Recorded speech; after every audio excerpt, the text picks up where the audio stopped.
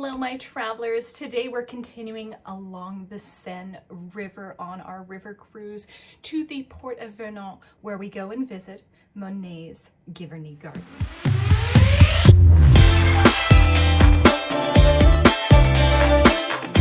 So yes, Monet's Gardens at Giverny. This was certainly a beautiful garden to see, and it's quite interesting to see that he had created the gardens, planned them all out.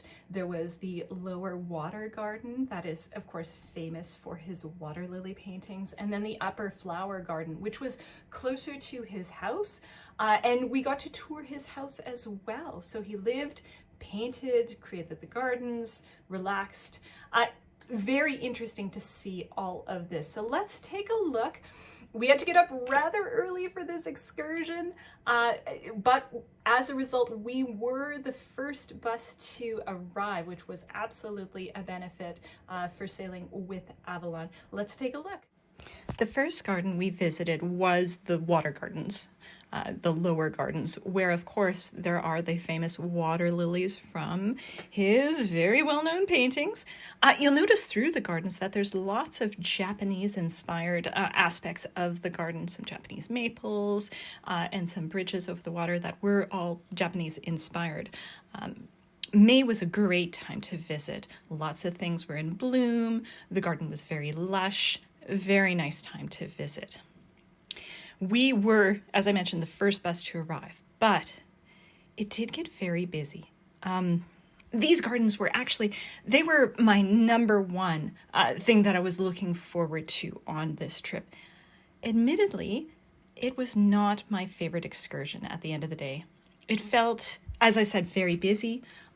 The paths were very narrow. We had to wait for other people to continue on before we could continue on. It just felt like we were being shuffled along like cattle, or like on a Disney queue where you're queuing along through to get to the ride.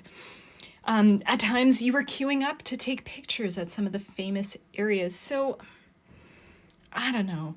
It is a beautiful garden, but it is small. Comparing it to, Bouchard Gardens, there's no comparison. Bouchard is much larger, and I would say a nicer garden than this one. Please do not get me wrong. It is a beautiful garden, and the historical aspect of seeing Monet where Monet painted was fantastic. But I was a little unimpressed. At the upper garden, where it's the flowers and the house, again, it was okay. There wasn't anything. There was lots of paths you couldn't walk down. So everybody was squished up through the larger paths. And then finally you queued up to go through the house. It was kind of interesting to see the house because there were a lot of his paintings there that are not in museums, some that he was gifted. As well, it was interesting to see kind of the contrast compared to the Napoleonic home, whereas this one was a little bit more rustic and down to earth, still a large house by any means, but quite a bit different in that regard. So that was a little bit interesting. But at the end of the day, it just felt like at the end of it, you were queuing up to go to the gift shop. That's kind of what it felt like. So I realized that, my review of this excursion was not stellar. I still enjoyed the excursion. It just wasn't my favorite. And I want to give a realistic expectation of what goes on during these excursions. So yes, some of them, it's not going to be totally empty where you're having a private excursion for most of these, unless it specifies it's a private, event or excursion. There's going to be other people, and depending on the season, depending on the location, it might be really crowded. And so it's something to just set your expectations of. Still a beautiful, gorgeous garden. And if you are a fan of Monet, this would certainly be a must-see. But everybody is different. This may not be the right excursion for you, and there were certainly other options to take that day. While we were leaving, one more point. We were, as I mentioned, the first bus to arrive.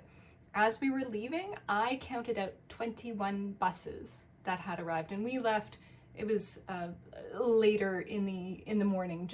We were back to the ship by lunchtime. So yeah, 21 buses. So if you're planning an excursion to Giverny, Monet's Gardens, go as early as possible in the day. Be there before it opens. The town it was in was really quite cute as well. I wish we could have had more time to explore that, because there is kind of a museum, there's lots of little coffee shops. It's very quaint and very cute. We did get a chance to have a coffee, but then we were, it was time to leave, time to depart. So still a great excursion, but maybe not for everybody. Do you have any comments below, any questions on this excursion? Be sure to post below, like, follow us, all the things. This is Alicia with Evening Star Travel. When you're ready to plan your next river cruise, don't hesitate to reach out.